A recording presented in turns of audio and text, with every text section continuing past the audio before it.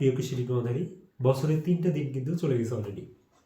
তো এই বছরের 3টা দিন কীভাবে দিনগুলো চলে যাচ্ছে, এটা কি সবাইকে একটু যদি সচেতন হন, একটু যদি নিজেকে সেইভাবে সতর্ক করতে পারেন, ইনশাআল্লাহ অবশ্যই ভালো পজিশনে যাওয়া সম্ভব। যদি আল্লাহ চান, যদি আল্লাহ পাক চান তো অবশ্যই ভালো পজিশনে যাওয়া সম্ভব। কিন্তু আপনি যদি নিজেই না চান, মানে যদি নিজে চেষ্টা না করেন, যদি ঘুমিয়ে ঘুমিয়ে দিন কাটান বা অলসতায় দিন কাটান, দেখা যাচ্ছে পরিস্থিতি সেভাবে হচ্ছে না, বাট আপনি চাকরি আশা করে বসে আছেন, তাহলে কি আদৌ সম্ভব? আদৌ কিন্তু কোনোদিন সম্ভব দিকে মানে সমস্যা থেকে সমাধান করে আমরা কীভাবে আপনার সফলতার দিকে এগিয়ে যেতে পারবো, কীভাবে আমরা সফলতা লাভ করতে পারবো। তো এটার জন্য আমাদের সবচেয়ে মূল বিষয়টা হলো যে আপনি পড়ার গতিটা কখনোই যেন স্লো হয়ে না যায়, যেন ধীর গতি যেন না আসে, যেন আপনার অলসতা না আসে, যেন আপনার ভিতরে যেন কোনোভাবে এমনটা না হয় যে আমার প্রস্তুতি ঘাটতি যেন কোনোভাবেই কোথাও না থাকে। সব দিকে যেন আমার প্রিপারেশন হবে টপ লেভেলে, ঠিক আছে, আমার প্রস্তুতি হবে সর্বোচ্চ। আর এই যে বলছি তো আমরা যে 2025 সাল হোক প্রতিটা কৃষি ডিপ্লোমাধারীদের জন্য একটা চাকরির বৎসর, একটা চাকরির কি বৎসর, তাই না? অর্থাৎ 2025 সাল হবে সকলের সফলতার বছর, যেন সেভাবে বছরটা যেন সফলতার হয় সবার। অর্থাৎ 2025 সাল যেন সকলের যেন সফলতার বছর হয়। তো কাদের হবে সফলতা? তো সবাই পাবে না। এই এত বলার পরেই কিন্তু অনেকেই কথা শুনবে না।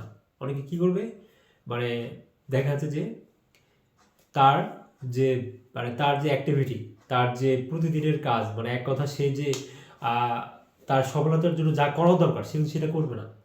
সে কিন্তু যারা সফল হবে তারা কিন্তু কথাগুলো একদম ফার্স্ট টু লাস্ট, যারা আমার কথাগুলো শুনবে ফার্স্ট টু লাস্ট যতগুলো, এক কথা আমরা কিন্তু প্রতি শুক্রবার করে একটা করে পর্ব দিব, যে আমরা আশাবাদী যে আমাদের যে কথাগুলো যারা শুনবে তারা অবশ্যই ইনশাআল্লাহ তারা ভালো কিছু অবশ্যই করার একটা সুযোগ পাবে, যদি আল্লাহ পাক চান খুব ভালো পজিশনে যার একটা সুযোগ থাকবে ইনশাআল্লাহ। তো যাক, মূল কথা হলো যে আমার কিন্তু প্রত্যেকটা দিন কিন্তু আমাকে মেপে চলতে হবে। যেমন বছরে 3টা দিন চলে গেল, 3টা দিন মানে কি, আমার 72 ঘন্টার ভিতরে আমি কত ঘন্টা ঘুমালাম, কত ঘন্টা আমার যে এক্সট্রা টাইম যেগুলো আমার জরুরি যে বিষয়গুলো আমি কয় ঘন্টা ব্যয় হলো, সব দিয়ে আমি কয় ঘন্টাকে আমার স্টাডিতে আমার অধ্যয়নে কতটুকু সময় ব্যয় করলাম, এবং সেখানে আমি কি শিখলাম।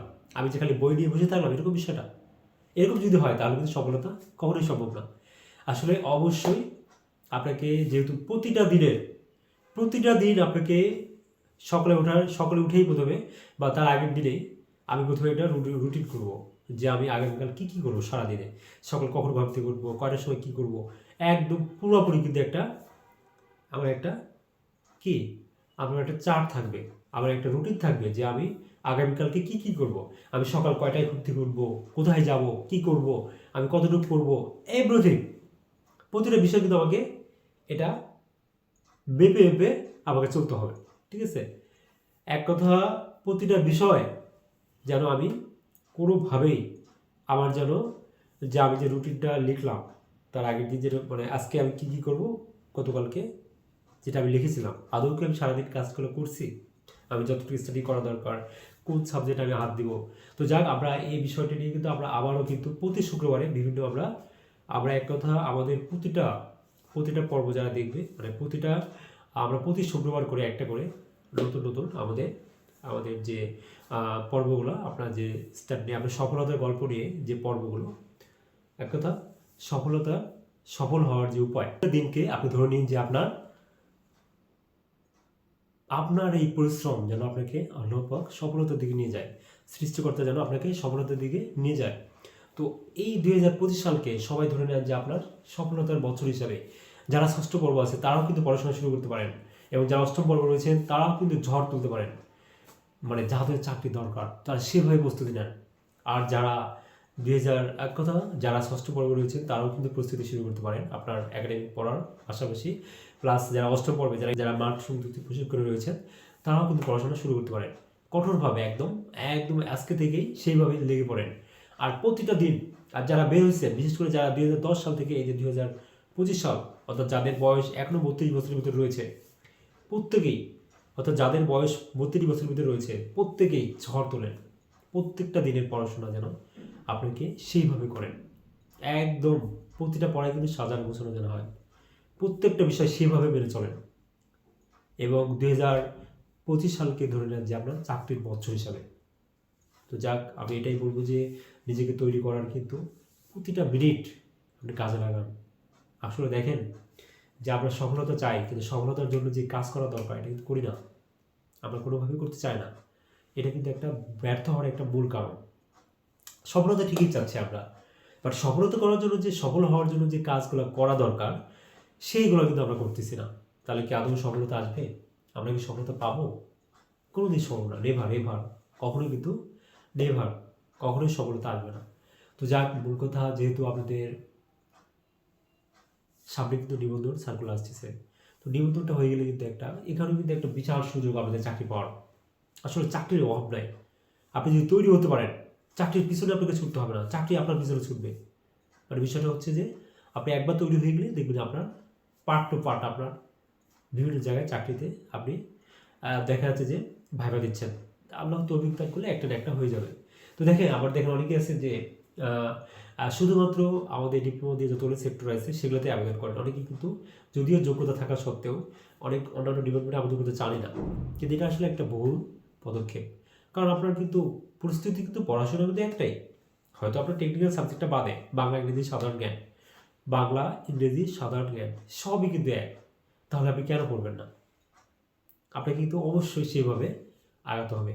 তো যাক, আমি সকলেতে যে করণীয়, প্রথম কথা হলো যে আমাকে প্রতিটা দিনের প্রতিটা মিনিটের ব্যবহার সঠিক করতে হবে। এবং অ্যাট ফার্স্ট আমি কথা বলবো যে ইংলিশ নিয়ে, বাংলা সাধারণ জ্ঞান কৃষি, আমি একটা একটা করে পার্ট বাই পার্ট ধরবো। ইংলিশের আমি প্রথম যে টপিক ধরতেছি সেটা হচ্ছে গ্রামাটিক্যাল নিয়ে, অর্থাৎ গ্রামাটিক্যালের আপনি প্রথম যে বিষয়টা ধরেন সেটা হচ্ছে যে আপনার অনেক কিন্তু আমাদের টেন্স দিয়ে কিন্তু অনেক ঝামেলা হয়। যদিও এটা বাচ্চাদের পড়া টেন্স, একদম কিন্তু ওই প্রাইমারি লেভেল থেকে সবাই পড়ে আসছে। তো প্রাইমারি লেভেল থেকে কিন্তু সবাই কি, আমরা সবাই প্রাইমারি থেকে শিখছি, তাই না? তো অনেকে কিন্তু এখনও টেন্স বিষয়ে জানে না, কারণ টেন্সের কারণে কিন্তু অনেকগুলোর সাথে জড়িত আছে। আমার টেন্সের সঠিক ব্যবহারের কারণে কিন্তু অনেক জায়গায় কিন্তু আপনি ধরা খেয়ে যাবেন। টেন্স থেকে শুরু করে অর্ডার যে আছে, যেমন ভয়েস, ন্যারেশন, এগুলো কিন্তু সবগুলো প্রায়, তারপর রাইট ফর্ম অফ ভার্ব, এগুলো সবগুলো কিন্তু পাশাপাশি, ঠিক আছে? এগুলো কিন্তু সবগুলোই বলা যায় যে একে অপরের সাথে সংযুক্ত। তো তাহলে আপনাকে প্রথমে কিন্তু আগে ইংলিশের প্রথমে অবশ্যই কিন্তু যে প্রতিদিন যারা মিনিমাম যদি প্রতিদিন যদি 30টা বা 40টা করে নতুন নতুন সিনোনিম বা অ্যান্টোনিম অর্থাৎ ভোকাবুলারি যদি শেষ করা যায় 30 থেকে 40টা, তাহলে কিন্তু আপনি প্রতিটা দিন টার্গেট করবেন যে আমার এতগুলো ভোকাবুলারি শেষ করতেই হবে, ঠিক আছে? আমাকে এতগুলো ভোকাবুলারি শেষ করতে হবে, আমাকে ওয়ার্ড মিনিং জানতেই হবে। তো দেখা যাচ্ছে যে এভাবে যদি প্রতিদিন আগান তাহলে কিন্তু আপনার অনেকটা কিন্তু আগানো সম্ভব, ঠিক আছে? অনেকটা কিন্তু আগানো সম্ভব। আর এই জন্য তো আমরা আছি, আমাদের সীমান্ত কোচিং কিন্তু অল টাইম আপনাদের পাশে আছে। আপনারা এখনও কিন্তু আমাদের সীমান্ত কোচিং সবসময় আমাদের পাশে আছে। যারা অষ্টম পর্ব রয়েছে তারাও কিন্তু অনেকেই অলরেডি অ্যাডমিশন নিয়ে অলরেডি পড়া শুরু করে দিয়েছেন।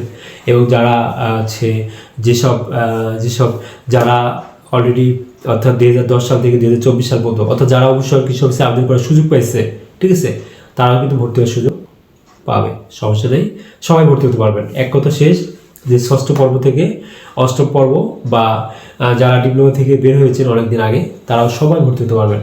তো যাক, আমরা কিন্তু একদম 2025 সালটাকে ঘোষণা করছি যে আপনার চাকরির বছর হিসাবে, ঠিক আছে? অর্থাৎ আমাদের এটা যেন জব ইয়ার হয়ে যায়, অর্থাৎ চাকরির বছর হিসাবে কিন্তু এটা আমরা ঘোষণা করছি। তো আপনারা সেইভাবে আগান, কারণ আপনার যদি সতর্ক না হন তাহলে কিন্তু পৃথিবীর কোনো সামর্থ্য নাই যে আপনাকে কি সচেতন করার। তো যাক, আমাদের প্রথম পর্ব এখানে শেষ করলাম। আল্লাহ হাফেজ।